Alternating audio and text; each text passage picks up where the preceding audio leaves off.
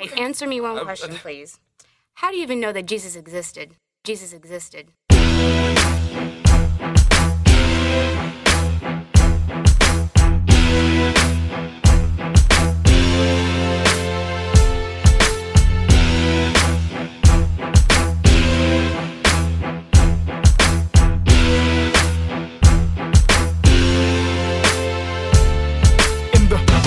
Of the prophets and priests and the martyrs that bleed, it was time for 12 feet to defend the king and the gospel of peace. Before I begin, I'm reminded of the story of the man who was persuaded that he was dead. He went to his doctor, and his doctor tried to reason with the man that he was really still alive. Finally, the doctor asked the man, "Do dead men bleed? If you cut a dead man, does he bleed?" The man replied, "No. The heart is not beating, there's no blood pressure, dead men don't bleed." The doctor then took a scalpel and stabbed the man in the finger, and he proceeded to bleed. As the blood continued to come forth, the doctor said to the man who believed he was dead,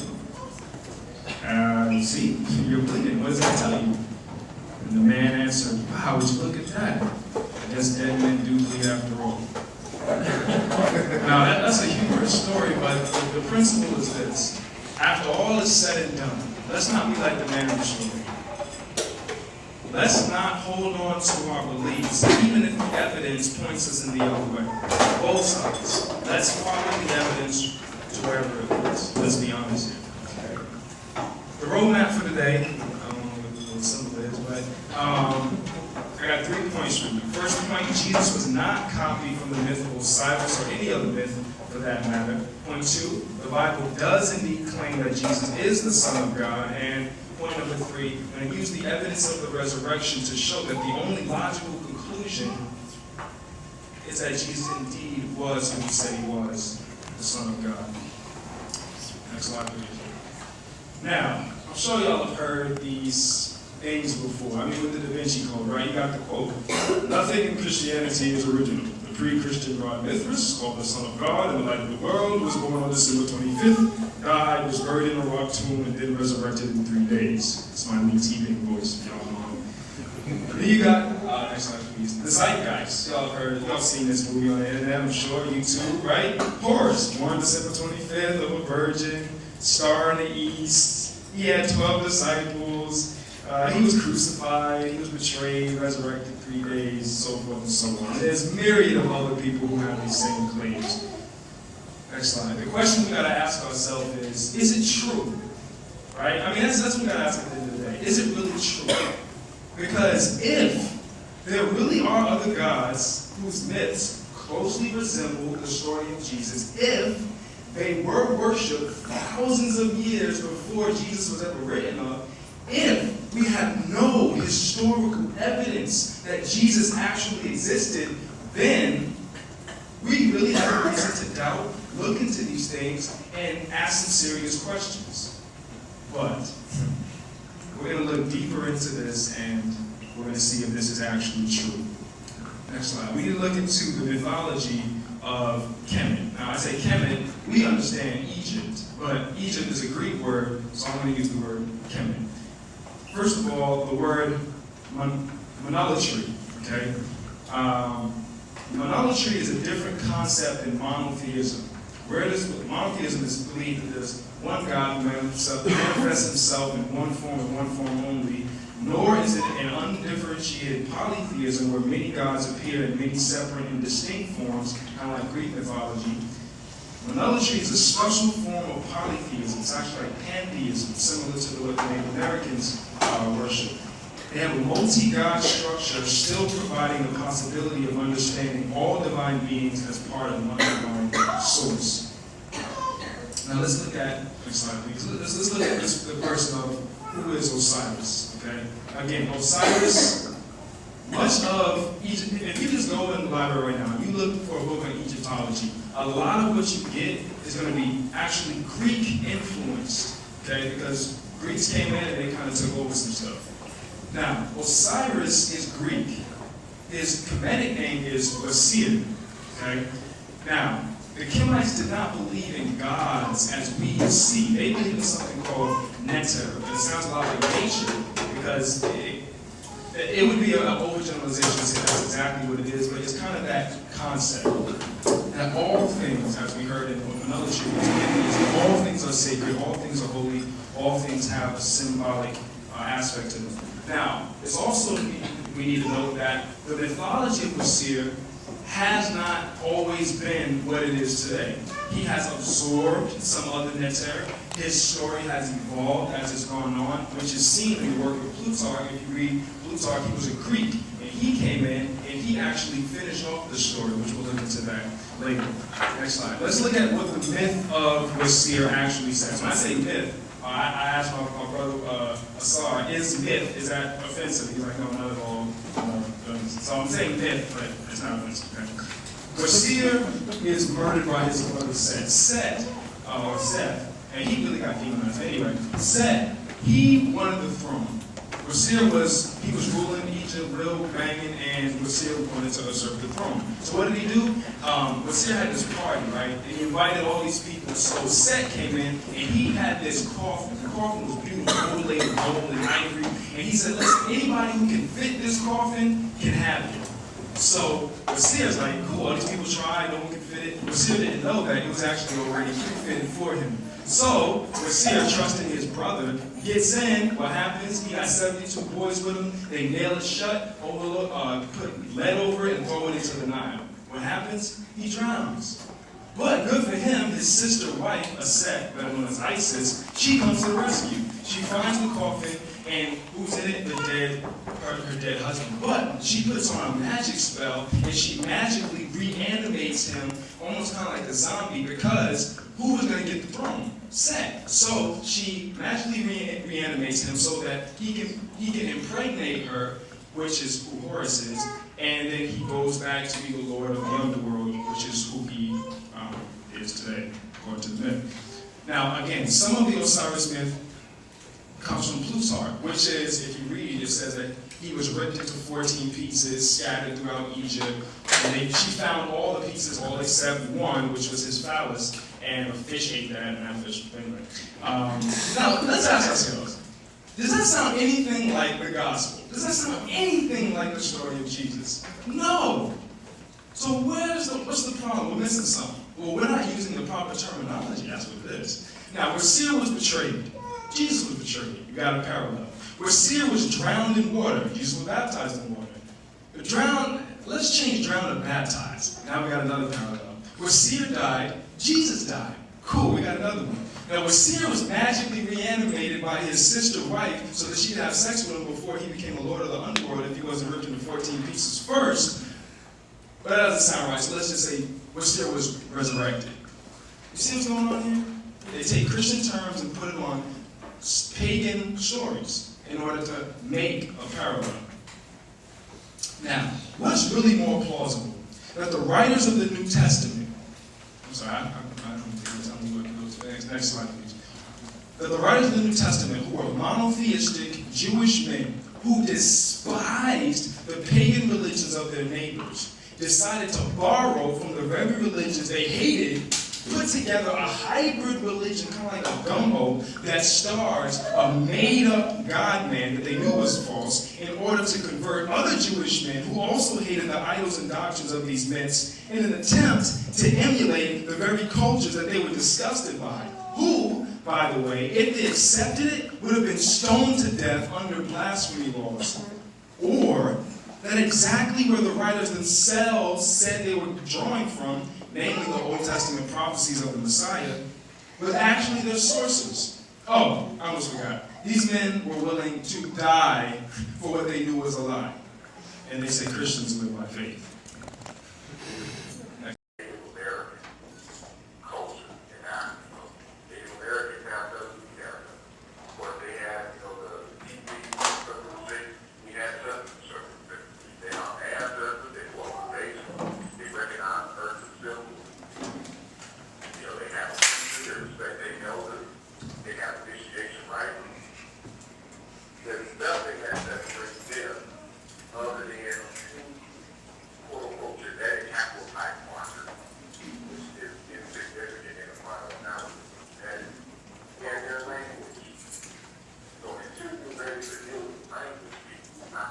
going to say that the language piece is very significant. You can't ignore that. But you see that, right? You see the pictures. You got feathers. You got bird, meteor.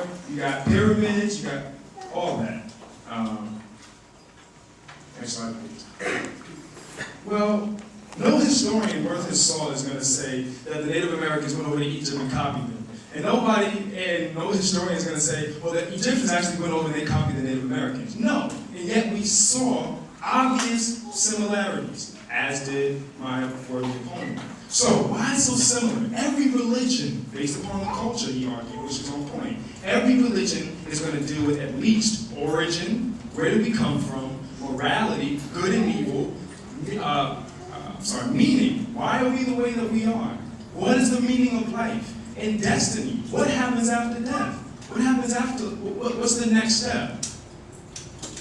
Next slide. You've heard this ridiculous statement right here. You've probably seen it in the picture. All religions are the same. This is nonsense. However, there is some truth to that. Because all religions, whether ancient or modern, will agree on surface similarities and different on major differences.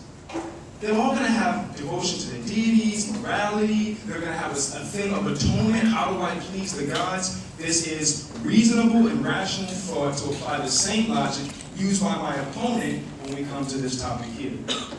Next slide. Now, does the Bible actually say that Jesus was the Son of God?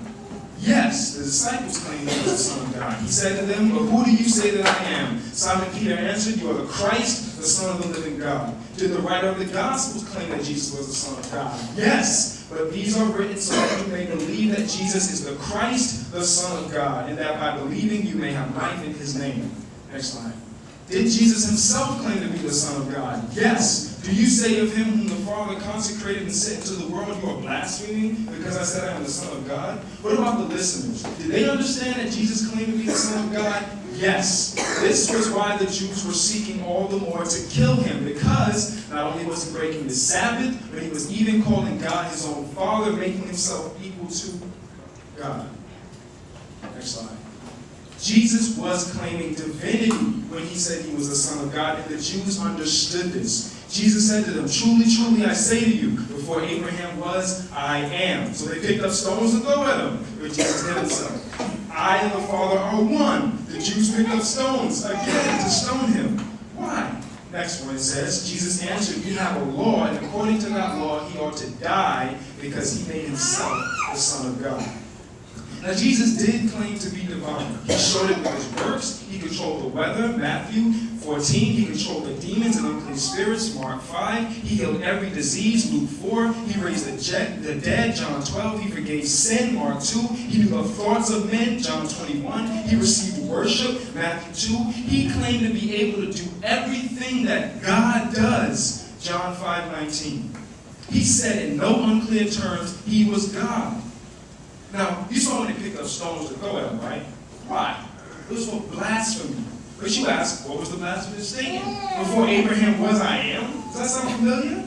It should remind us of a bush that was burned that wasn't consumed. Remember when Moses was talking to God? God said to Moses, "I am who I am. This is what you are to say to the Israelites. I am has sent me to you." The Jews understood that they wanted to kill him for it. Jesus and the disciples claimed he was the Son of God. My final is the resurrection. Now, all credible scholarship affirms the four facts. Jesus was buried. There was an empty tomb. People did say that they saw him after he was dead. And the origin of the disciples' strange belief in the resurrection. Let's examine each one briefly. Next slide. Joseph of Arimathea. Multiple early independent sources claim Joseph of Arimathea is said to have buried Jesus in his tomb. Paul quotes a very early Christian creed believed to be within 5 years of the crucifixion.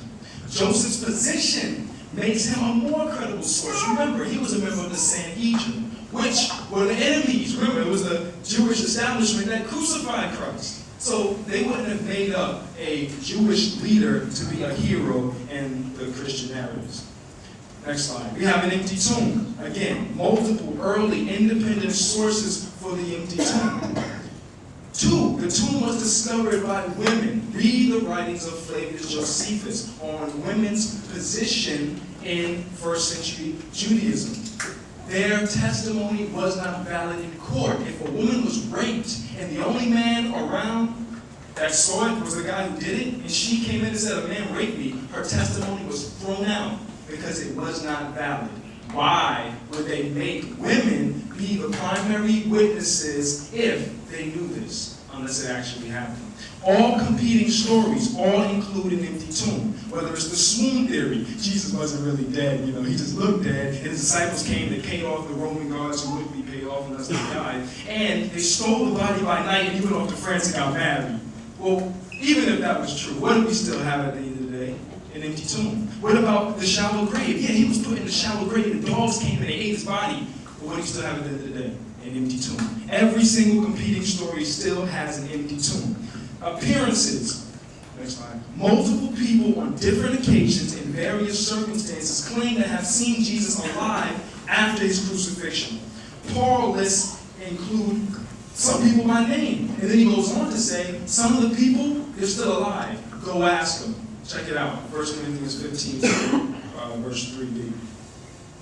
The appearances were affirmed by multiple independent sources. Paul confirmed Peter's claim, as did Luke. John and Luke and Paul confirmed that the 12 saw him. And Matthew and John affirmed the appearance of the women, to the women. Final point. The true origin of the resurrection. This is just amazing. The disciples never believed Jesus would rise from the dead while he was alive. We can't dismiss that. From the time that on, Jesus began to explain to his disciples that he must go to Jerusalem and suffer many things at the hands of the elders, the chief priests and the teachers of the law, and that he must be killed, and on the third day be raised to life. Peter took him aside and began to rebuke him. Never, Lord, he said, this shall never happen to you. They didn't believe it. Their Messiah was defeated shamefully, crucified, cursed by God, cursed as everyone hangs on a tree, naked, mocked, spit on, ridiculed, and betrayed. This was not the mindset of the Messiah in the Jewish mind. It just wasn't. Thirdly, the Jewish beliefs about the resurrection didn't even include individual resurrections. The Jewish theology did not presuppose anything but a final resurrection at the end of time. Belief in resurrection, the dead, is one of Rambam's 13 principles of faith. My time is stopped. Okay, I'm sorry, I'm just about done. The second blessing of the Shemino Arasai prayer, which is recited 3 times daily, contains several references to resurrection. Perhaps the most objective evidence for the current lay of the land in the New Testament scholarship concerning these 4 facts, listen to this, would be a biographical survey of the relevant literature. Such a survey has, in fact, been conducted by Gary Habermas. In a survey of over 2,200 publications on the resurrection in English, French, and German since 1975, Habermas found that 75% of scholars surveyed accepted the historicity of the discovery of Jesus' empty tomb. Belief of the disciples' experience post-mortem appearances of Jesus is virtually universal. So in closing, the story of Jesus was not copied from pagan myths. It came from the Old Testament prophecies. The Bible does indeed claim that Jesus is the Son of God, which, as we saw, means he is God incarnate. And finally, the evidence of the resurrection proves he was who he said he was, the Son of God. Thank you.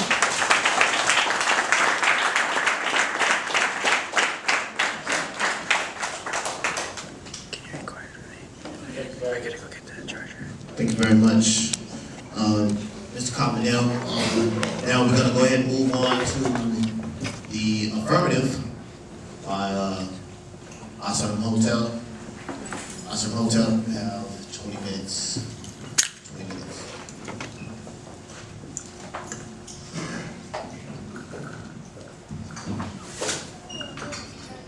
You don't mind if I sit down for a moment? Can you hear me well? The title of my presentation, of course, is Passion of Christ or Passion of Osiris, the Congo origins of the Jesus myth. Part of this presentation is actually going to be on the slideshow, and part of it is actually going to be on the PDF. linguist, so I deal with linguistics, and there's a lot of linguistic data that wouldn't properly be formatted on the PowerPoint, so I'll be kind of switching back and forth. So some of my greatest influence, there's a lot of information to go through, so I'm just going to skip through some slides. Since we are at the Carver Library, I just wanted to acknowledge one of our African American ancestors, a true believer in Christ. He was a botanist, a scientist, an educator, and inventor. A lot of people know him for over 300 different inventions with the peanut. I invoke him precisely because although he was a very devout Christian man, he still practices Christianity in a very indigenous manner. So if you read the stories about Carter G. Woodson, he talks about that he talked to plants, and the plants told him what you could do with them. And this is how he came up with over the 300 plus inventions with the peanut and things of this nature. And we'll see why all of this is important if we get to it, if we have time. A lot of the information that I'm going to present is part of a book that I'm writing. It's called Ogum and the Meaning of, it's actually extended. It's Ogum, African Fire Philosophy and the Meaning of Kemet. And, but a lot of this topic is peripheral to the overall theme of that book. So I created another one just for this discussion, that is titled the discussion, because a lot of the stuff that I'm going to be talking about, we won't have time to go over. So the data that I have is, a lot of this is original research. I want to have this available about that later. It's an ebook format. Just getting preliminaries right now. I just want to say this is not an attack on anyone's faith. And primarily because, as according to the Bible, faith is the substance of things hoped for and the evidence of things not seen, which implies anticipation of something, which means we're waiting for something to happen. I'm going to be dealing with history, so you don't have to worry about me not believing what you think is going to happen. We're going to examine the evidence of what is, the current present evidence that we have here. Now we asked a lot of debate. I found this comical, and I think it pertains here. So just to read it for folks. It says, you should not make fun of my religious beliefs. This is the Christian one on the left-hand side. That's intolerant and hateful. But you attack me all the time and claim that my lack of belief makes me evil and immoral. That's different. Calling you evil and immoral is a part of my religious beliefs, and thus it's protected. And it goes to demonstrate a lot of what people who are not Christians have to deal with. And with me being an Africana studies scholar, it behooves me that there are people who will condemn certain other religious beliefs, and the Christian faith comes out of those same faith beliefs. They just change some things up, and we'll see it in a minute. Now let's go. It's important that we deal with chronology, and I'm glad you brought up my opponent, Brother Sophie, a lot of the things that he brought up in this slide, because most of it I don't even deal with, because we're dealing with stuff before Christ. So one of the things that, and if y'all know, me and Sophie, we actually debate all the time. So you'll be on Facebook though. So this is the first formal debate. So in one of our Facebook debates, we were debating about the Trinity. So he sends me to this site, which this link is, that you see, I don't know if my laser. Okay. He sends me to the site of a scholar that he reveres and respects. And I was flipping through some stuff through the site, just checking it out. And I came across this. And he says, where did the pagans get this concept of three? Dealing with the Trinity concept again. Because all religions have a Trinity. Why not 2 or 4? Where did they get the idea of a God in heaven anyway? What about their belief in the Virgin and the Son? Where did that originate from? Romans 1:20-25 tells us that man from the beginning knew God, and their foolish hearts were darkened. Verse 25, they exchanged the truth for a lie and worshiped and served the creature rather than the creator. When mankind fell into the darkness of sin, they still retained some elements of the truth, but distorted its meaning, and it became lost. Okay. I'm glad that he said that. Let's just give him that for the sake of argument. God revealed himself in the form of the Trinity to all the nations. They didn't get it right. So he revealed himself to the Israelites, and they're the ones that chose him, and we all know the story from there. There's going to be a problem when we talk about Jesus the Christ, because the chronology of it all is our whole calendar system starts at allegedly 0 when Christ was born. So if we find Christ anytime before 0 or 4 BC or 6 BC, depending upon the scholarship, anytime before 4 BC that you find Jesus, we have a problem. Because you can't make that same argument that, well, God revealed Jesus, and he did when they had their message and all the other cultures beforehand. And then, of course, he had to come back again for the Israelites. So this is the reason why I brought up him. I deal with language. And the Hebrew language belongs to a language family called the Afro-Asiatic language family. Semitic languages,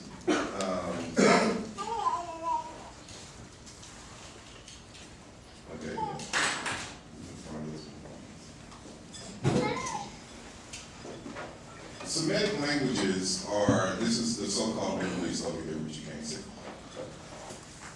It is the only language family of the Afro-Asiatic language family that exists outside the proper continent of Africa. All the other languages that are related in that family are in Africa.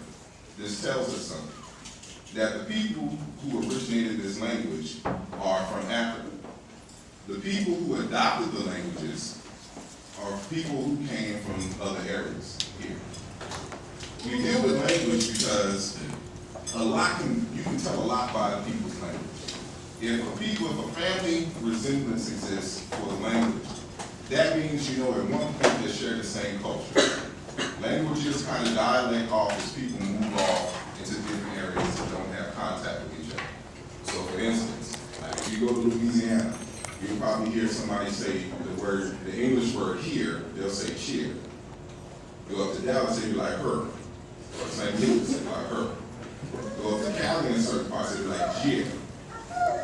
All of those are the same words, but because of dialect, they pronounce it slightly different. The way that we can tell that it's the same word is we line up all the words together and we look at it and we measure the sound change.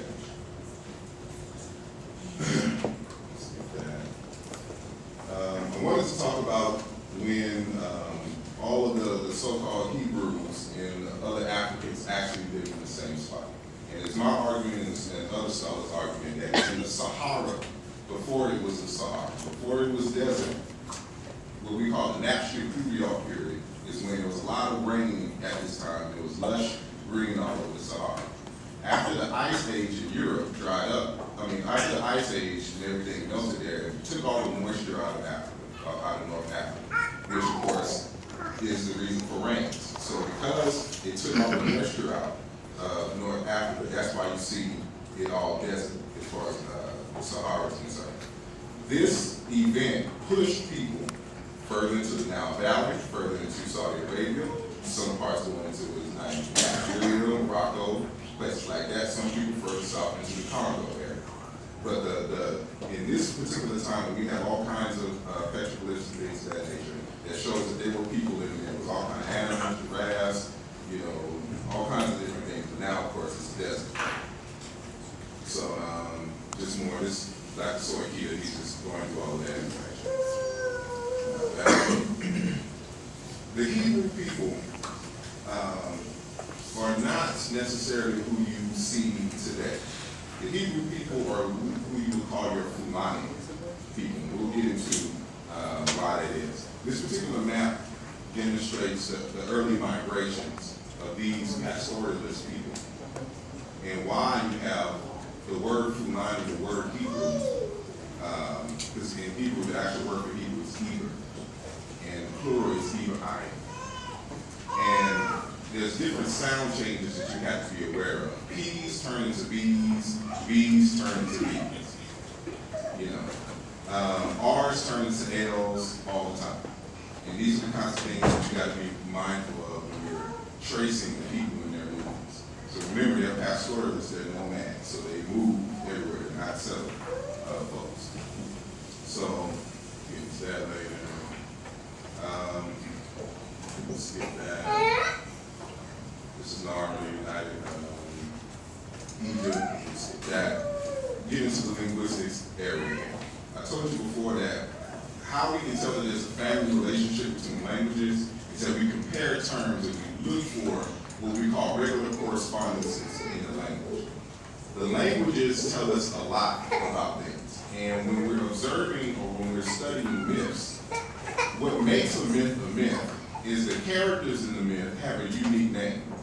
And the people with the unique names interact with each other in a certain manner that tells and gives a narrative of the story. And we'll demonstrate that in a bit. So we're comparing, for instance, in Afro-Asiatic languages is Arabic and Hebrew, along with Akkadian, Phoenician, and some other languages. Most linguists don't put Yoruba. Yoruba in the Yoruba language, Yoruba people in Nigeria, they don't group that with Afro-Asiatic. But scholarship is changing that. There's a scholar by the name of Modupe Obigoye, who since the early 60s have been demonstrating that the Yoruba language is related to Semitic languages. And so he does all these correspondences and things of this nature. Here's some of the data. If you can see this Hebrew word kum, we see in Yoruba we have this word boom, which means to climb a hill. Kum means to rise up, stand up. Boom means to climb a hill or climb a ladder. In other words, to rise, to go high above something. Same thing in the Arabic language, you had the word qam, he rose. If you look here where there's Q and Q in the Arabic, it corresponds to the Yoruba G sound. Same thing with height, standing place. Ogun, he is tall. Ogun, it is erect. Ogun Yan, she is protruding at the breast. Her breasts have become erect. In other words, it's an extension. You know, we're talking about height, extension, things of this nature. Ogun, war, in Arabic is makama. Ma is a prefix. The root word is the word kama. You see everywhere that we have umle, makama, to settle, to stay in place, umle in Europe. All these words here, in the pound, this is actually supposed to be moved down further.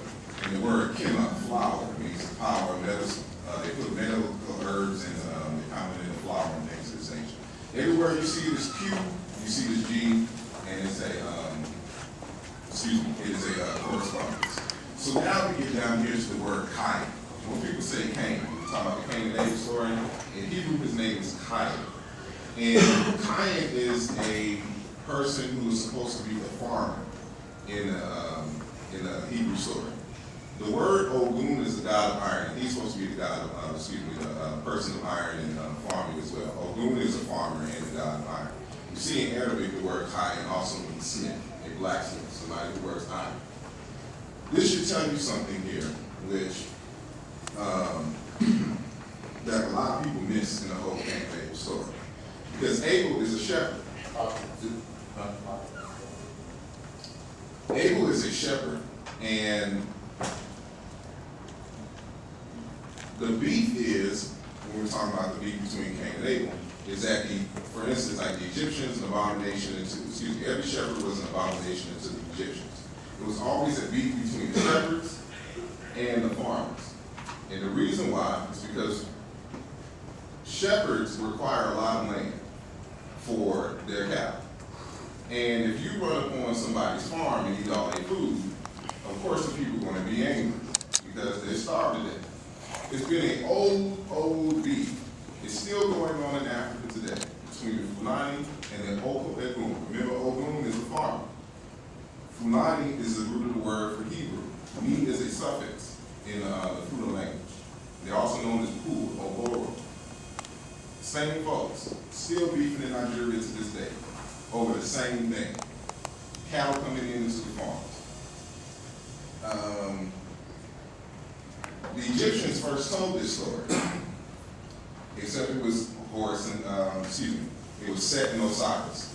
He represents the shepherd, and Osiris the farmer. All the details, of course, going as far as what is the evil, or Bororo, Fula, and things of this nature. BRPLPRFL,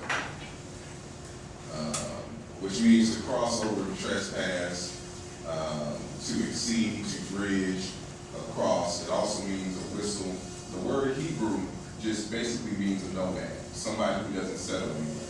In other related terms, it's like a breeze. If the breeze doesn't sit anywhere. Bridge, you cross over, things that much. See it. Just demonstrating that the word able is the same root as the word Hebrew. These are all the ethnic groups that have that root. Here with the FL, the Fula, the Afar in East Africa, the Afri, who Africa is named after. Africa from when the Romans took over in North Africa and Tunisia. Falasha, these are here in Saudi Arabia, the Gafar, Eber, Bar, all these in Arabia, Haru, ancient Egypt, Pulo, these are in Arabia as well. It's the same, okay. There's a lot of stuff I'm going to have to skip. Hold on.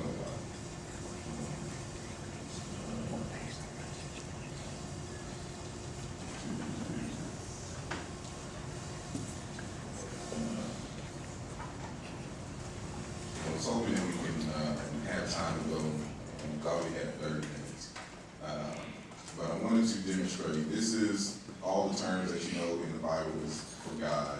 All the African languages have this word for God. People thinking that they serve a different God than the Africans don't know African languages. And this is the real point that I'm making. When you start studying African people and African languages, a lot of stuff is clear. Why? Because Afro-Asiatic is an African language. This word Yahweh, which everybody thinks is so sacred or whatnot, it just means spirit. And if we find in the phone language, Yahweh is spirit. Yahweh, spirit. And in the Goon language, Yahweh, God. All of these, of course, when everybody lived in the Sahara, they worship the same God. This is going into detail on how we demonstrate that Yahweh is a thunder God, the God is God. What I wanted to get into was to demonstrate that the word Yeshua and the word Ashil, for which Osiris is named, are the exact same name. And there's a way that we can demonstrate this linguistically. And I don't think I don't have that much time that we can get into. So hopefully in the rebuttals or something of this nature, I can sum it all up. And if during y'all question actually I want me to go through it, I can demonstrate it. That the word Osiris and the word Osar are the exact same word. And this is how you would write Jesus in the ancient Egyptian language. Osar, I see. You write, back up. This is how you read Jesus' name. This is Yo, head. The Y sound, which can be a Y or U or O, or whatnot. You read Hebrew from right to left. So this is Yehovah Shoah, or whatnot. This is a reduced version of Yehovah Shoah. And this is Yeshua.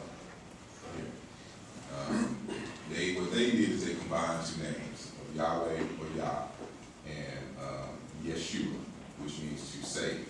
It can also mean wealth, abundance, things of that nature. And through an analysis, which we don't have time immediately to go through, you come to discover that this is the exact same meanings as what you find for Osiris. And what happens in African myths is that the name for the main character doesn't mean one name. There are conglomerates of different names based on the root system. The Hebrew language is built on a consonant root system. So what they'll do is they'll change the vowels and it'll be a different word, but the same root, but they'll all be related to each other. So they all spring from a central concept. And these are, I don't know how much time.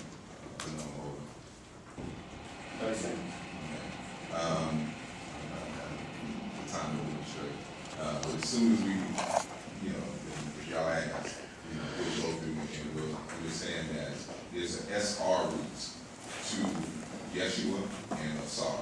And in the Hebrew language, the R turns into what we call the ayin. It's a glottal stop. And a glottal stop is a sound that you replace. It's a weaving consonant. So like how some people, you know that song, I got heaven right here on earth. And some people in the black community don't say heaven, you say heaven. Thank you very much.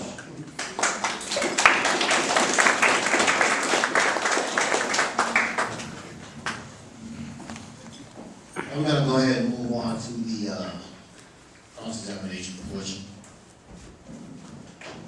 You've heard both debaters make their points, or at least try to, in the time span.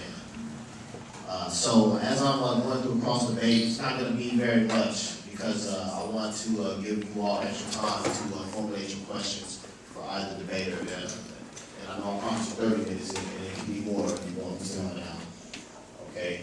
Let's start with Brother Tommy Cotman-El, and then I'm going to ask Brother Osiris and Hotel some questions about his stance.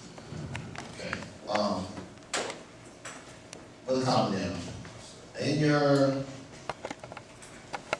your presentation, you used the Bible as a reference a lot. Majority. So my question to you is this: use the Bible as a source of Jesus' divinity and overall advocate. However, the Bible has over 16 different versions, and even today's scholars have all agreed that Matthew, Mark, and Luke didn't write the books of the New Testament. So how exactly can you use that as a credible source?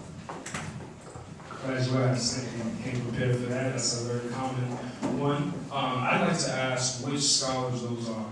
I have over 30 scholars who are scholars in the field of New Testament studies, who are PhDs in the field, some of them several PhDs, who not only give credence to the fact that Matthew, Mark, Luke, and John wrote the books that they said they wrote, but we have dates. And again, the consensus on the dates are extremely early, giving the manuscript support for other works that we already affirmed, such as Plato, Socrates, Suetonius, Julius Caesar, someone like Alexander the Great. How do we know Alexander the Great existed?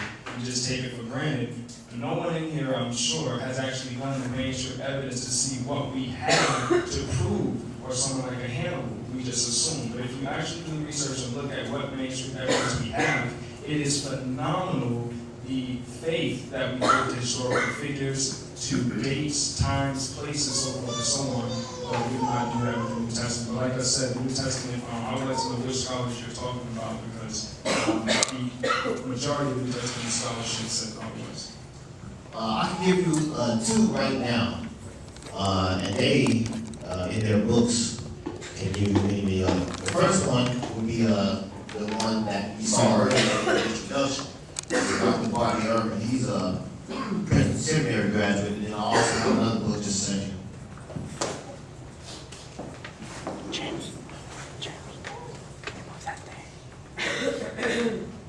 By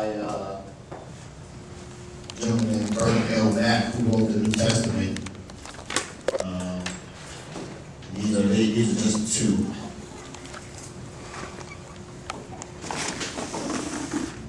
So again, we have two names, and I know you said that they were sworn. But again,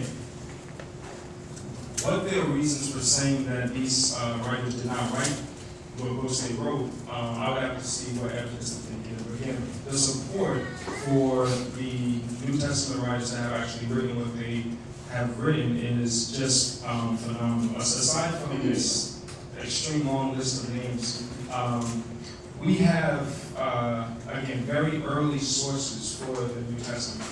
Let's look at, for example, someone that we all assume existed. Socrates. You've heard Socrates before, right? right? Aristotle. Let's look at what we have for Aristotle. We have 49 copies of what he wrote that were 1,400 years is the earliest copy that we have. The time he wrote it, 1,400 years later, somebody copied. That's the copy that's the evidence that we have. Not so with the New Testament. We're talking about 20 to 30 years at tops. And again, we have a very early creed in 1 Corinthians chapter 15 that says it was done within 5 years. That just does not happen when you're dealing with ancient manuscripts. So again, I would stand on not just the names of these people, because we can be my scholar, be some your scholar all day. But when we look at the actual manuscript evidence, it is clear that not only did they write it, but that we have support that what they wrote is what we actually have today. Because we have different versions, does not have anything to do with the actual language and what is being translated. Because, like my brother is a linguist, even though there's a different language, it can be transcribed, it can be translated, and he can feel confident that what he has is what was written. My second question, and then I'm going to ask questions to Sarah Hotel. Is another one of your references, the Apostle Paul. Now, the Apostle Paul never knew Christ himself, and has given multiple different stories of how he came into the gospel and what he did immediately after the gospel. Okay, why would or why should we believe him on the matter of Jesus' resurrection and divinity? Excellent question. Again, I didn't say, I wasn't using Paul as saying. I think you used him as a reference as his divinity. Yes, well, what I said was that Paul was first introduced to the creed. I was using the creed as far as the early date, because in order for a creed to be passed around, it means that it had to have existed. He said, I received what was passed on to me. So Paul himself being one to say, yes, he said he did see the risen Christ in a vision. Now we can, deal with the reliability and, he saw the light, some people didn't hear. That's the fact is, he made a claim, and that's an early source. And then we have the actual source that he got it from, which was the creed that was passed around. And we're talking about 5 years, which just doesn't happen when it comes to first century ancient manuscripts. You just don't get better than that. That's actually really, really crazy. So I was using Paul as a source for being one who made the claim, who said that he was a witness to all these other people who said, yes, I saw him. He said, I have names. And in fact, the people who said that they saw him, they're still alive today. If I said, I just saw Tupac, or he'd be like, okay, and my boys right here, they saw him too. You can go ask them. Well, you're alive, they're alive, you can go confirm that. One, he said 500 witnesses. That's a lot of people alive. It only takes one person in the court of law to witness a murder in order to sentence somebody. So.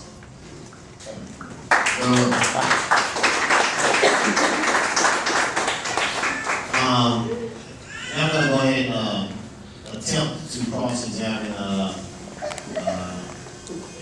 I'm not sure if it's going to be kind of rough, because now I'm dealing with more linguistics as opposed to the topic itself. I know you had a whole lot of plethora of things you had to say, you just didn't have the time. So I'm going to ask you some off questions that may or may not have been into your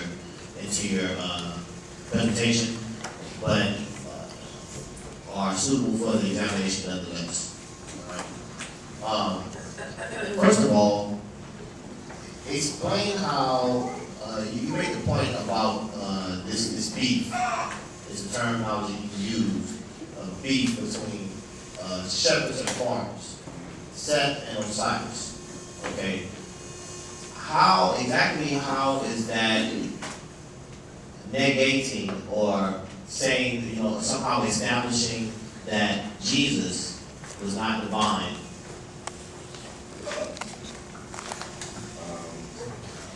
Let me use your mic.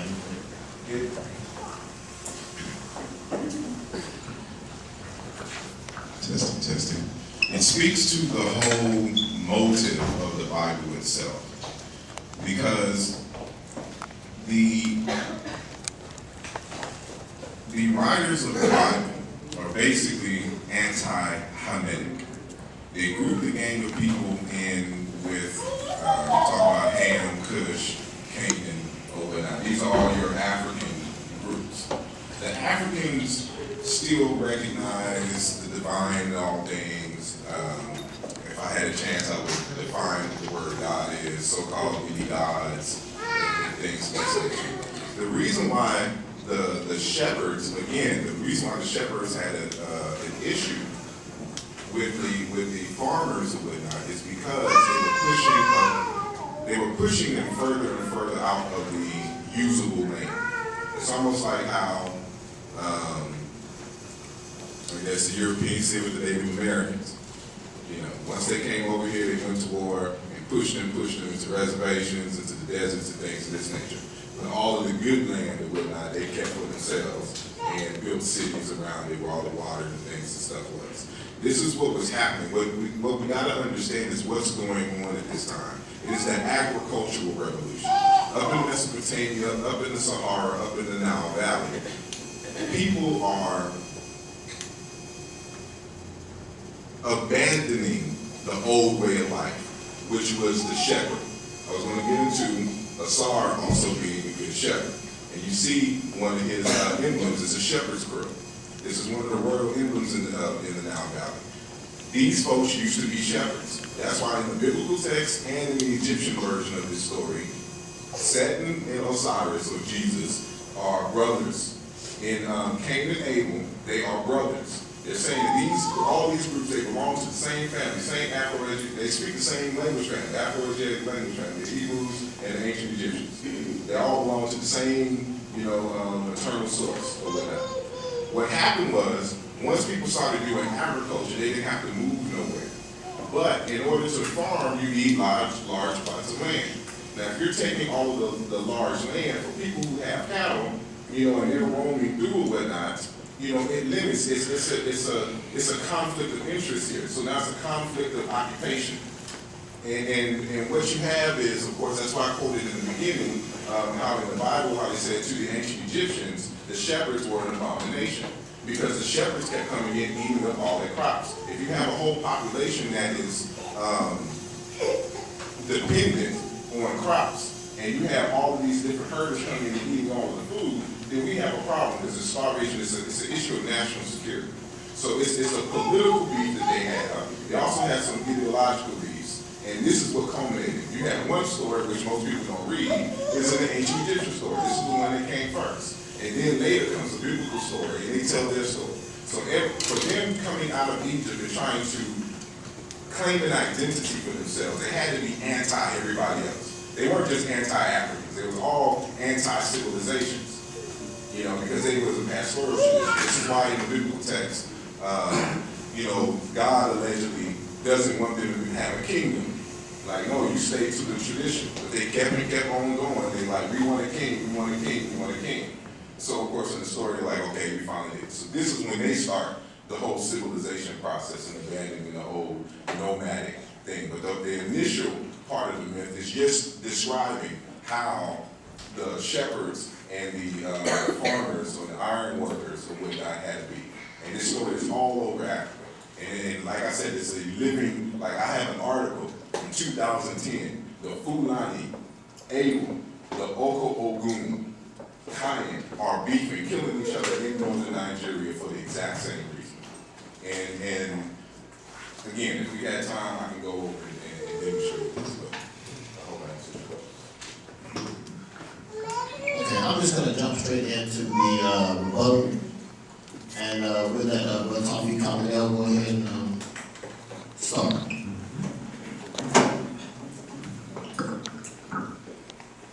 Appreciate my fam Ed, giving me a hard time there. That's good stuff. Good question.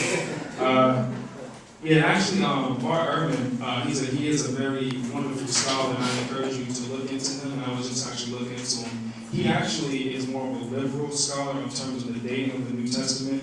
He's going to place it within still about 50 to 70 years. That's still amazing regarding the actual mainstream evidence that we have for other writers. So I encourage you to look into Erwin. He has a great debate with William Lane Craig on resurrection. You can watch that on YouTube. Okay, we have, all religions have a trinity. Prove it. Again, there's a misunderstanding on what a trinity is. In Kemetic mythology, you have a picture of Osiris, Isis, and Horus, the Holy Family. That's not a holy trinity. It's 3 different gods. You look into Krishna, and you'll have a picture of like a face, and it'll be 3 different faces, and they say, look, a trinity. That's not the Trinity. There is no picture to describe what the Trinity is. The Trinity is one God who manifests himself in 3 different persons, all simultaneously existing at the same time. That is not what the Kemites believed. They believed in pantheism, which is, there's like, almost like, and again, I'm using this word God, but almost like everything is God, everything is sacred, everything is holy. The sky, I mean, even, they're really deep. I mean, I got a great respect for these people. Even the primordial waters, before there was anything, that has its own nectar. The wisdom of words, I mean, truth, my God, everything has its own nectar and it's all divine. They didn't have a Trinity. So I would say you gotta prove that. He said that the calendar that we use starts with 0. First of all, that's a Roman invention, that's not a Christian invention. Because that we go off a Roman calendar does not prove anything. Again, he also said that Jesus just kind of popped up on year 0, but that's not the truth. You look in the Old Testament, you have something that's called Christophanies, or theophanies, where Jesus in the Old Testament is showing up. You got a situation where you got Abraham, right? And Sodom and Gomorrah is about to be destroyed. So who comes to see Abraham? 2 angels and 1 man who is called Jehovah. This is God in human flesh. You look in the book of Genesis, it says he heard the sound of God walking through the garden. God is a spirit. How does he walk through the garden? There's multiple examples in the Old Testament of Jesus showing up. And it is unarguably, this is God. Again, if you want some of that, hit me up afterwards. He is an example of Louisiana, Dallas, and California, that there will be a similarity in speech. But listen, okay, I'm from Providence, Rhode Island, okay? We all sound alike. We say apartment. But on the same street where I say apartment and the dude next to me says apartment, that does not mean that we have the same thought. It doesn't mean we have the same culture. It doesn't mean we have the same life. Because there's similarity in speech does not equal unity or uniformity, rather. Yeah, we should share the same language though. He had a date of a book. The date of the book was 1917. That's outdated archaeology. Since 1917, there have been tremendous finds. So we need an updated book. We all speak English, we all use the same names. Listen, just because, and this is something that really helped me out, words do not have universal meanings. For instance, I say the word God. The Hindu is going to think something different. The Mormon is going to say something different. You say, that's too general. I'm going to use a name. Let's use the name Jesus. The Jehovah's Witnesses, they say that Jesus was an archangel. The Mormons say that he was the brother of the devil. The Christians say that he is God incarnate. The Muslims say he's a prophet. We're using the same words. There could be somebody named Jesus in here. Just because there's a name that's the same does not mean it has the same meaning. Again, words take on the meaning of the context. I say the word ball. Well, what ball? You're talking about basketball? You're talking about a dance? You're talking about we had a ball, like we had a good time?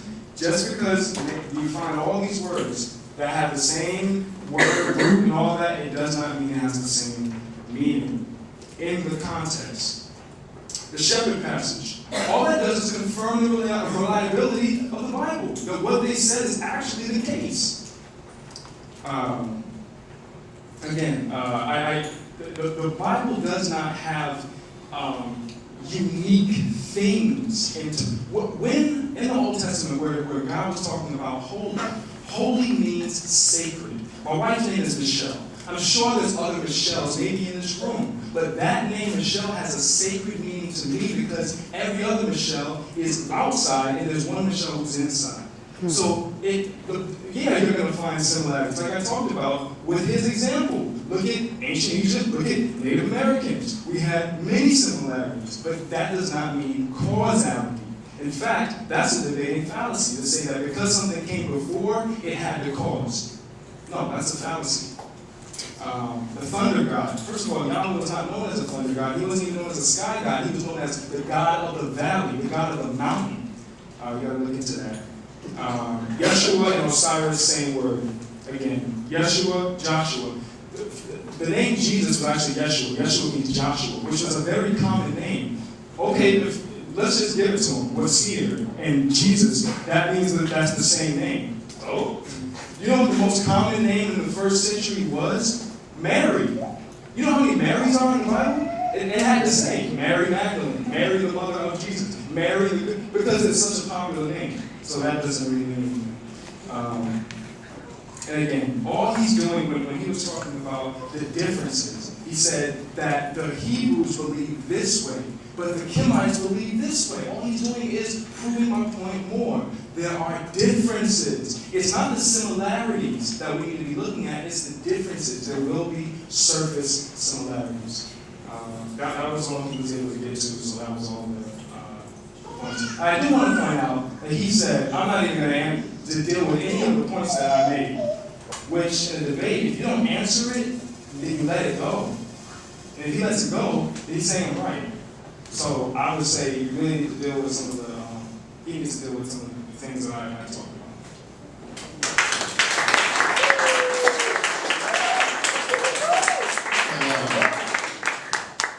For the purpose of me trying to be a man of my word, I'm let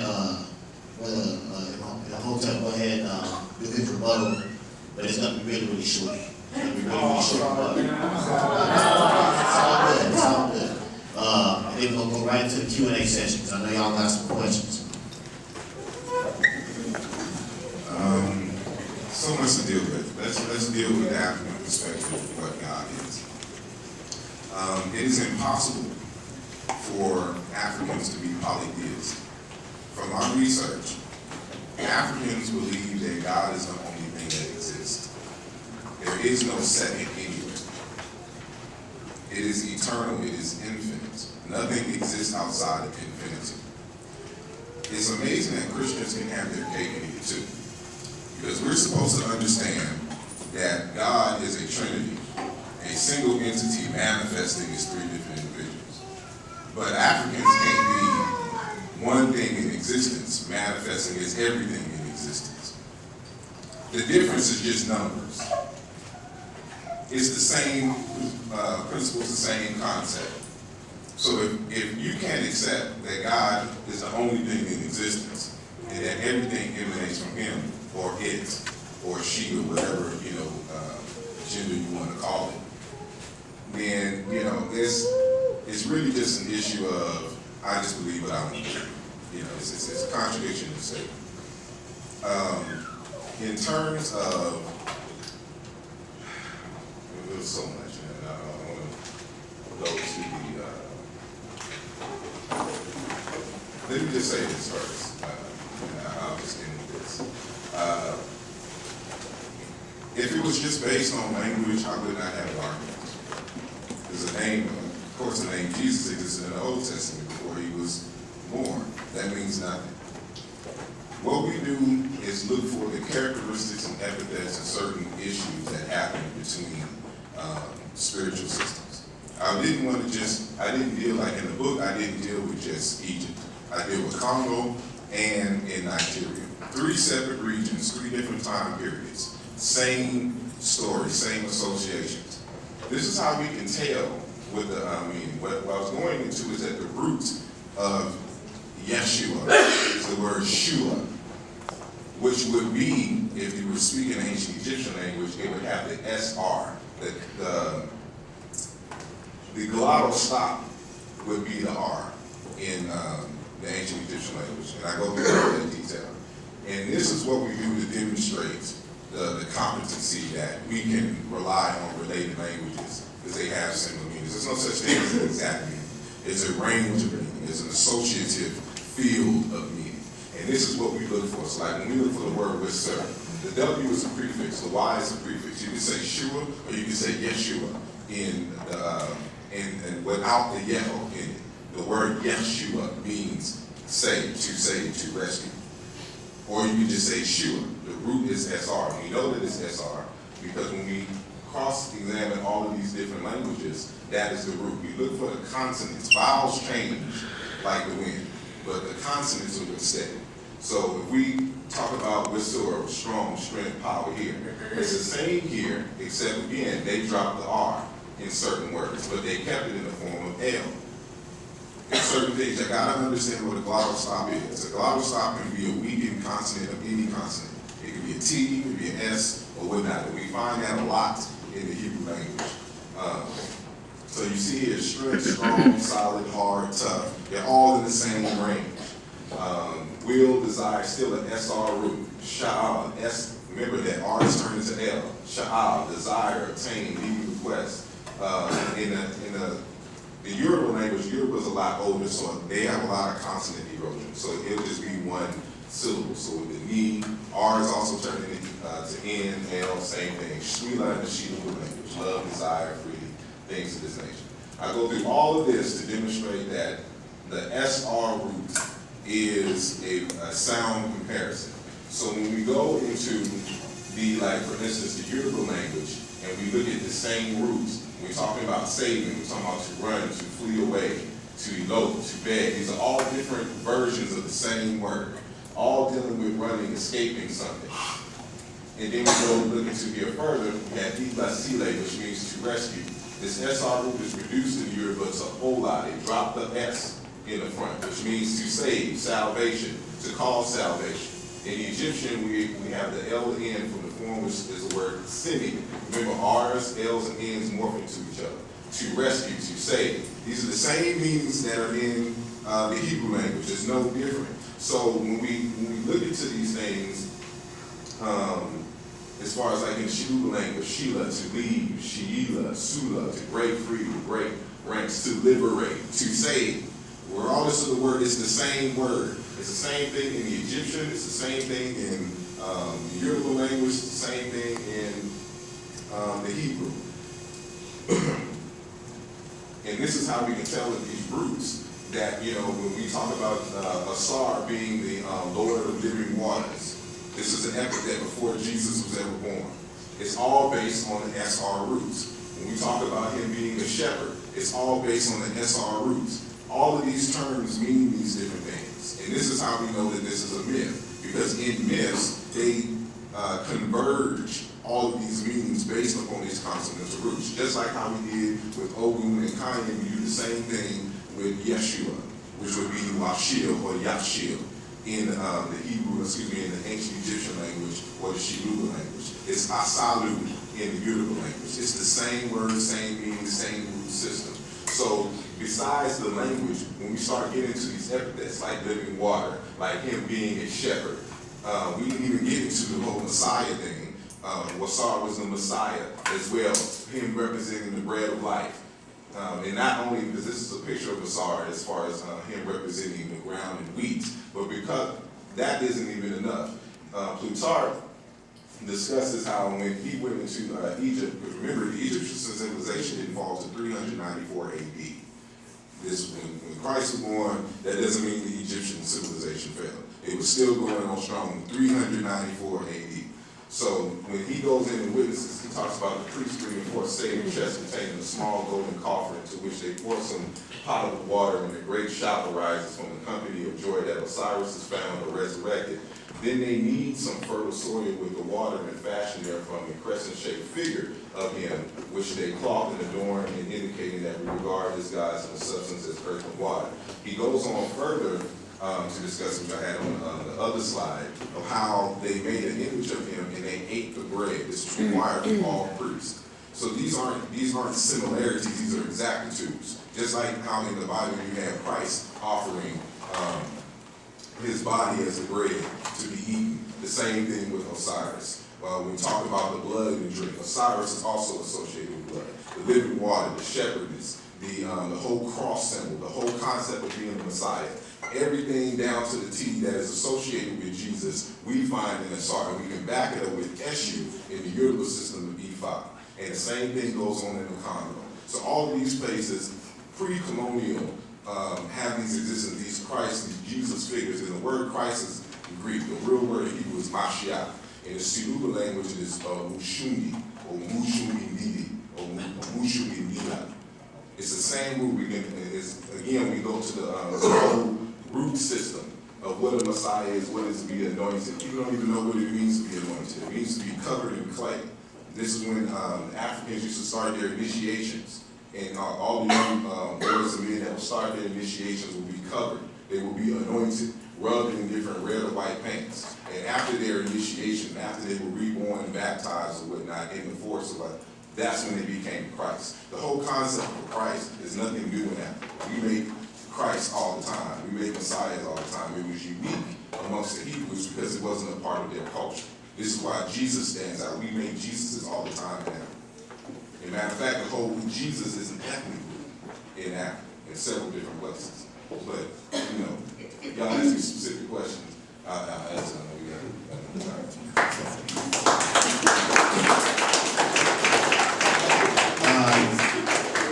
Now we're in the Q&A part. It's all about you on this one. Who would like to go first? I would. Ma'am. First of all, I want to say thank you for coming out and giving your viewpoints on both sides. But my initial assessment of this whole thing is that there really wasn't a debate. Sorry, you really gave us a history lesson on the languages and the linguistics of it all. And then at the last minute, you tried to almost prove your point, which kind of threw me off. I'm not going to say that threw me off, because if you had started in the beginning with what you ended with, we probably would have had a better assessment of what you was trying to relay. I just want to say that you should go to a college, give us a history lesson on it, because it was awesome. I really appreciated it, but the debate was not, it wasn't warranted. You didn't prove a point here with me. And so my question is, how do you, the rebuttal, how did you rebut what Tawfiq brought to the table? There was no rebuttal. How do you rebut that when you didn't have an opportunity to really lay out your lesson or your information to us? To answer your question, the premise of my argument is this, that it's just exactly what I stated in the beginning, that if you find Jesus with all of the characteristics and everything before the Hebrews have a Jesus who was murdered, he was cut up into pieces, we're talking about Osiris and a whole bunch of different things that we weren't able to go to. If you find that prior to the existence of Jesus, you have a problem. It doesn't matter. Anything that he says after that doesn't matter. Because if we demonstrate in 3 different cultures before Jesus existed, that Jesus by name, and I dealt, that's why I had to deal with the linguistics. I know the community aren't linguists, so there's certain things that I have to explain first so I don't talk over your head. So you just don't think that I'm making stuff up as I'm talking, or whatnot. And so initially I thought we had 30 minutes. That's what we discussed beforehand. So a lot of things would have sped up after a certain point. But that's, as I said in the beginning, I already knew that I wasn't going to be able to deal with everything. That's why I wrote this particular, like within the last 2 weeks, I wrote a book specifically for this debate, because I already knew that trying to explain something to the average person in the community who don't deal with linguistics, who don't do comparative studies, is going to be an issue. And so stuff is just going to go over their head. So the issue that I was dealing with was, at this particular point, you have to explain how Jesus, with all of these particular characteristics in Ethiopia, Congo, Nigeria, and ancient Egypt, how do you explain him there before you find him amongst the Hebrews? Because it doesn't matter what you say about him after this particular time period, because we have him here. It's like the Wiz in the Wizard of Oz. You know, if you talk about that The Wiz is some original movie, you have a problem. You know, because we know from the copyright dates and everything and the stories from the 1800s, you know, before film was even done and whatnot. You know, in the Wiz, we have Dorothy, we have Yellow Brick Road, we have Ruby Red Slippers. You know, even though Michael Jackson was moonwalking and everything, it was based upon the Wizard of Oz. And we have the exact same names in both different time periods and exact situations, even though they played the story differently. You know, it was culturally specific for African Americans, the Wiz versus the Wizard of Oz. And this is the same kind of issue that you deal with the biblical stuff. It's going to be slightly different because of it's different cultures. But the main premises are the exact same, and they use the exact same terminology. So it's an issue of probability. You know, how probable is it that 3 different areas in Africa have the same exact story prior to the Hebrews getting the story? And then we have the issue of proximity. We know for a fact, according to their story, that they were in Egypt. So we can't act like, you know, this was independent, like they weren't in proximity of these African people in the Nile Valley. So the language speaks against them, the history speaks against them. You know, the icons, we prove everything in the icons, you know, as far as the associations and things are concerned. So this is the issue that I wish we would have had time to get into so I could demonstrate and show you, you know, the primary sources. I don't deal with people who say, well, resurrection. I deal with the primary sources. I go to the language. I go to the stone monuments, so you can see this type of thing. I take information from priests who are still living, who are still practicing their traditions on the continent. These are primary resources. So when we start dealing with the primary resources, there is no argument. Jesus, as the word Yeshua, is an African word, and it's attached to the one in Greek who we call Osiris, and who is the living water, the living bread, who was sacrificed, if you want to use that term. You know, the Christians have this thing where they want to monopolize all the words. So, you know, sacrifice, Trinity, resurrection, you know, all of these so-called Christian words. You know, all of these concepts. And I can illustrate in the SR that the word means resurrection. You know, that this linguistics is a very important, it's the second best thing to archaeology. You know, if you don't have money to roll, you know, and dig up the earth, study the languages. The languages will tell you everything that you need to know. Because the language is the oldest living witness to history. Like she said, thank y'all for coming out. I saw it, right? Correct. All right. I might not have a question until you answer this question. I guess I know you deal with the language and the linguistics and everything. I'm sorry. We're gonna do one question. It's my understanding that what you're saying is because of the language and the similarities between the story kind of multiplying over the years and over the cultures. No, I'm saying the language is what we use to verify the concepts. Because in related languages, no matter how you pronounce it slightly different, they have the similar or the same meanings. So if something is obscure in the Hebrew language, I can go to the Egyptian or the Shiluba or the Yoruba language to look for the related term and to get a better understanding of what it means. And so that's why we use linguistics as a tool to back up all of our other findings. And because of that, because of those similarities, Christianity, I guess, in your view, is not like Christ didn't exist, that all that wasn't real, all the stories about him were false. Is that what you're saying? Based upon, see, that's the issue. If I'm finding the same story in Africa before Jesus existed, I can't logically say that this story is true because these same concepts would not exist in prior. That's why I'm like, you can't. If anybody tried to argue that the Wiz was the original, you know, you have a problem because we have the Wizard of Oz, the film that came decades before the Wiz, and we have the book. You know, so you have to explain away how the Wizard of Oz came to be before the Wiz. So my question is, let's just take the Wiz for example. That's a crazy story. We know that there is no man made of straw, you know, walking around here as a scarecrow. We know that's not true. We know there's no Tin Man that has, you know, that is alive, has no heart, etc., etc. We understand that. So let's say you got The Wiz, somebody made a book. Cool. They made the story off the chain. Then somebody followed it up with the movie, Old Girl, I don't remember her name, and Jenny Garth, Judy Garth. Then, you know, some of us, we had our version with Michael Jackson, you know what I'm saying? Same story. Now, if we actually visibly then later, hundreds, maybe even thousands of years later, saw an actual scarecrow with straw, an actual Tin Man, actual girl with red slippers that was clicking them, and we actually saw her disappear and go to some crazy land. We visibly, physically saw these things, hundreds of people, and there's so many different evidences that we can find. Just because the story and the movie came first, the evidence still shows that, dude, right? That dude he's a scarecrow. He is made of straw. So, like, even though we have those previous stories, language and all that stuff, we're looking at the scarecrow right now. So just because it came first doesn't disprove the evidence that shows, yo, the Tin Man is standing right there.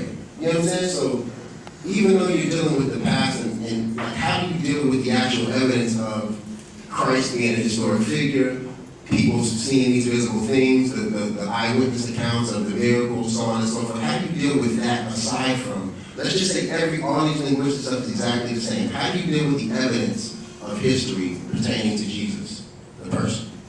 Yeah. And after he answers, probably have time for 2 more questions. I was just going to ask, where is the evidence, the hard evidence? He asked a good question. When you pointed this out earlier, but I was going to let him answer that. Okay, the issue, and actually this is a totally separate debate, is what is historical evidence and what is not. And we really don't have time to even get into that. But as far as hard evidence is concerned, if there was hard evidence to him. Huh? My question was going to be to him. But Where I'm is asking it? his question. Oh, okay, I'm sorry. Okay. Where is it? He's not going to have evidence. I know. Because it doesn't exist. You know, if it did exist, the argument would be dead. You know, nobody, it wouldn't be all these dozens of books, people refuting the whole Christian story. But their so-called evidence is people who lived after the time writing about the myth. And that's not evidence. There's no eyewitness account. The Bible was written in third person. Jesus said this, and Jesus did, and Matthew, and Peter, and Nobody says that I witnessed this, and I did this. There's no I in any of the narratives. The gospel said that. No, Matthew does not say and I, and Matthew says and Matthew. John said, I witnessed these things, and I'm relating to you. Luke said, I've seen them. No, they say, John said, I've seen these things. You know, if we have a time, we can go, you know what I'm saying, but every book is written in third person, just like Moses, and Moses died. How can Moses be the author of the first part of the Bible and write his own death? Okay. First off, you said something that's not true. You said a couple things. You said there's no part of this, it just doesn't exist. That's just not true. We know that Tiberius Caesar existed, right? No one doubts that Tiberius Caesar existed. Let me just clarify myself. I believe Jesus existed as a historical reality. That's what he's saying. There is no evidence that he existed as a historical reality. That's what he's saying. But it's the Son of God thing I have an issue with. And that's fair. And in the time that we have after, I'd love to talk to you about that. But in terms of he's saying that Jesus did not exist as a historical person, that's just not true. Yeah, that's just not true. We know that Tiberius Caesar existed. However, we only have 10 authors who wrote about him 150 years after he existed. You want to know about Jesus? Check this out. We have 9 traditional New Testament authors, 20 early Christian writers, 4 heretical writings, and 9 secular sources, 150 years from the time. That's a conglomerate. We have more evidence that Jesus existed than Caesar did. On top of That's the question. What is it? it's writings. We have manuscripts. No, we don't have no manuscripts. I would love to see these manuscripts. Okay, I've been again. researching this for 10 years and have not seen any manuscripts. It's written very at the time from anybody who lived during the time of this. I would love to mail it to me. We can come back. I would put it on my afterwards, for the website. sake of time, I'm going to show you what I got. I I did my own research. I'm still trying to see where Paul is buried. Where Mark is buried. Okay, but I'll leave Okay, 270 cultures around the world that have nothing to do with each other all have a similar version of Noah's flood. So does that disprove the flood, or does that prove that this world actually experienced a flood?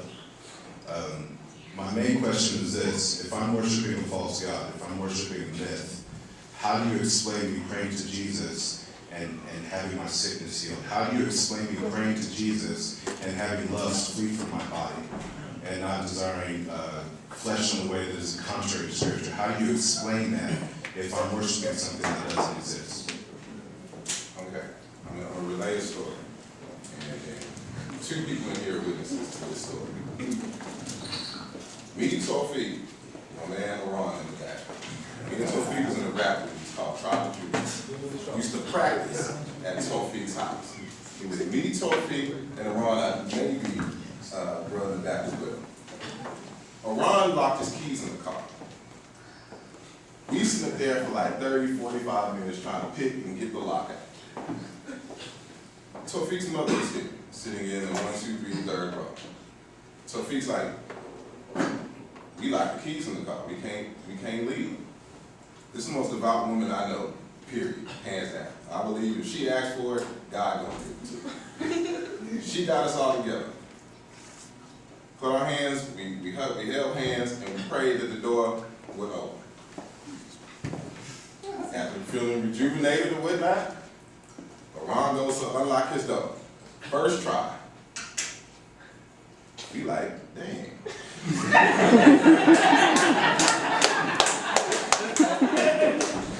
I can't argue against that. The problem is, I've witnessed the same type of event for people praying to Allah, people praying to Olodumare, people praying to Onkunkuluku, and any other type of whatever name the God is. From an African perspective, we understand this, that the universe understands sincerity. It doesn't matter what you call it. God is bigger than whatever name you think it is. The word God itself just means distance. It means height. It means above. It means sky. It's an African word. And I wish I had time to go through that too. It means an elder. It means an ancestor. This is my God. She is my God. Because the word God means elder. This is my elder. She is my elder. The problem is in this discussion that people don't know African cultures and they don't know African languages. They don't know African concepts, but they want to make value judgments upon African cultures and things that they have not studied. And what amazes me is that Christianity is an African religion. It comes out of Africa. The language is African. The concepts are African. The whole concept of sacrifice, the whole concept of circumcision, the whole priesthood of Judas class, all of that we find in Africa. There's a whole school in Africa that makes messiahs, which I wish we could have gotten into. The problem is that Christians try to capitalize God. Like we own everything that could be righteous and understanding about God. So how do you answer that same question to the same folks who had their prayers answered, praying to Olodumare, to Eshu, to Washu, to Osiris, to Allah, to Oluwa, to Vudum, to Yahweh, to Yahweh? What rebuttal do you have for those same people who are getting their bills paid, who are getting their needs met, getting the job that they want, praying to the God that they know? And this is one of the reasons why I wanted to, have this particular discussion. A lot of these concepts, these people you thinking are different gods are the same name, same God. But because of the beef between them, they try to separate themselves. We're talking about the Hebrews. And so now they try to make everything exclusive. Now the whole concept of a Messiah is exclusive. Only Jesus could be a Messiah. Now he's the last one. Just like people in the Nation of Islam. Elijah Muhammad, the last prophet. So what's the whole point of you living? If he's the last, There's nothing for you to accomplish. There's nothing for you to achieve and expand and do. We just live like robots. So just, ain't that what Christ came to do? Get rid of the robots? The people who were just following the law? You don't think about these things. You know, it's bigger than Christianity. It's not even, you know, Africa has Christians that were before Christ. And I wish we could have gotten to it dealing with that root mind and the Muslim. So go ahead. I just wanted to ask the question, set up the question, this is a scholarly debate, and you seem to have a very good understanding of the linguistics, as far as cultures and stuff like that, and regional different things, but as far as debating the actual topic that was at hand, your reasoning doesn't seem very scholarly. Like for instance, when you said that, there's been a bunch of different, if Jesus Christ really did exist, then why were there so many books about it? Well, we know that the moon landing happened, but there's a bunch of different books and many different research that have been done to say that, I think they even did a study that said I think 25% of people didn't believe that it actually really did occur. So that's just not good logic, scholarly speaking. Now, whether it's true or not, I'm not going to debate you on it. I'm just saying that's not good logic. And then even when you mentioned about the Trinity, being the same thing as like you mentioned pantheism. Well, you have two different definitions we're using. You have a being, which is what something is, and you have a person, which is who they are. Like if Osiris and Horus and all these different people claim a Trinity, that would mean that they're the same being, but different persons. That would be what the definition of the Trinity is. These are separate persons with separate beings. One of them resurrected another one back to life and different things of that nature. When Jesus said, I'll resurrect myself back to life. Which those two different languages that are being used. And so my question for you is in light of what they call parallelism, which all these different parallels are saying it's the same story over and over again. You realize that, how do you feel about, what's your answer to this? That has been brought up many different times and been disproven on so many different levels because the logic that the people use to do them aren't scholarly. I'm not sure you understand what the nature of scholarship is. For us to debate scholarship, we have to debate the evidence that something exists. This is why I took the approach. Because it brings the question of existence into question. Of Jesus. What is the Son of God is irrelevant. He could be the fire God. If you believe that he is the fire God or the water God or whatnot, it's irrelevant. Because you have to demonstrate that he existed. So what I'm saying is that how can you say exclusively that this person was born in this time and had all of these adventures, but we find the same person, the same entity, having the same adventures or whatnot in all these other different cultures prior to the Hebrews. The Hebrews are a young people. There is no Hebrews until they leave Egypt. Can I ask you a question real quick? I played an audio with you that the Native Americans and the Africans have all these similarities. Showed you the picture of it. There's a difference between similarities. It's the exact same thing. No. We're talking about in conjunction. What I was going to do was ask everybody, when you think of Jesus, what are all the titles that you think of that are associated with Jesus? And what I can do in my presentation is go down Osiris and go down Eshu and find every exact epithet for Jesus. The question then becomes, how does Eshu and Osiris, who existed before Jesus, have the exact same epithets and exact same characteristics and go through the exact same history in some different form or manner? It's not an issue of similarity at this point. The question is, how many coincidences are allowed before it's no longer a coincidence? That's the question. I'm so sorry. We have another group about to come in. Get ready to come in at 4 o'clock, so we don't have to wrap up. But I hope you all enjoyed the scholarly debate. There are more questions. I know if you just ask the debate, they'll be around outside in the lobby. I'll be outside. I got my board. Yeah. I would like to just make a statement, if I may. Yes, ma'am. I know we're rushed for time, and I know there are a lot of things still on the floor, questions unanswered, but I just want to thank God for these wonderful young men that would have the nerve to come in here and do what they have done. And regardless of what the outcomes and the answers may be, God can use anything. And for me, the issue is the miracles prove the Jesus. in spite of anything else, it's the miracles. And his sovereignty in responding to the statement you made about the different gods and the different names. God is God, and he can use whatever he wants. And I believe that there is a lot to be said for what we strongly believe. God uses them. So I thank God, because these young men, y'all could have been out doing a whole lot of other kinds of things.